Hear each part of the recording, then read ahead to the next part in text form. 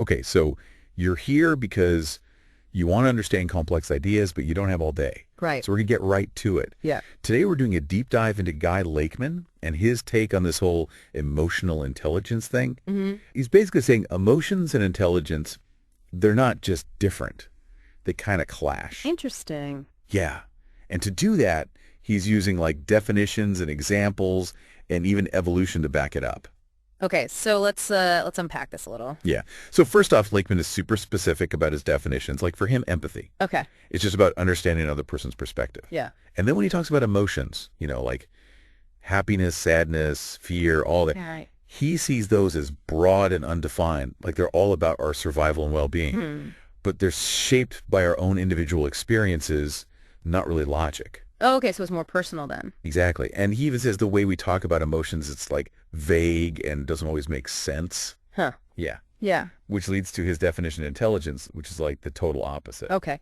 He sees it as all about symbolic pattern matching Yeah. and quantitative rational reasoning applications. So on one side, you got these like fuzzy feelings based on your own life, and on the other side, you've got this clear, logical thinking that can be measured. Exactly. It's a pretty big contrast. Right? Yeah, and he uses this really interesting example to show this. Okay, what's that? The law of diminishing returns, like when you drink cold milk. Okay, I've definitely been there. Right, but the first glass is amazing. The best.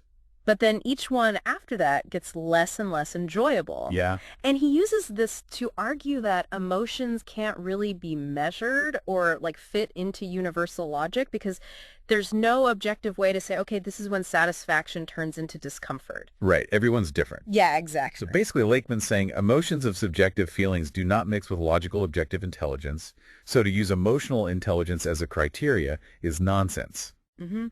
He's not saying emotions are bad or anything, but trying to combine them with objective logic, he thinks that's where things get messy. Yeah, he's basically saying that what people call emotional intelligence is really just recognizing someone else's emotional opinions, so you can empathize with them. Okay. But that's different from objective logical reasoning, which is based on facts and universal truths, not feelings. That makes sense. So where does evolution fit into all this? Well, Lakeman acknowledges that emotions are important to us as humans, like they influence our behavior. Sure. But then he goes back to the basics, like think about the attract-reject response in early life forms. Yeah. Or the fight or flight mechanism. Whatever. No. Exactly. They're all about survival. Yeah. But Lakeman's point is that adaptation and survival don't actually depend on being the most emotionally strong. Huh. So even though these basic emotional responses are crucial for survival, he's saying they're not the same as the higher level thinking we call intelligence. Exactly. And in the end, he's actually really optimistic about logic. He believes rational reasoned analysis that has a statistical probability of success is going to win over emotional responses. And subjective beliefs, like in the long run, logic just has a better track record. Interesting. So to sum it all up, Lakeman's argument is that emotions are subjective. Yeah.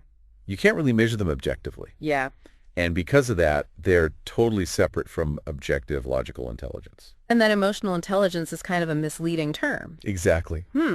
This really makes you think about how we make decisions and how we interact with each other. Doesn't it? Like, have you ever thought about whether you rely more on logic or emotions in different situations? Yeah. I mean, was there ever a time when one approach felt like it worked better than the other? It really makes you question this whole relationship or lack thereof between reason and feelings. Yeah, it's definitely something to think about. Absolutely. Yeah. Thanks for joining us on The Deep Dive. See ya. We'll see you next time. Bye.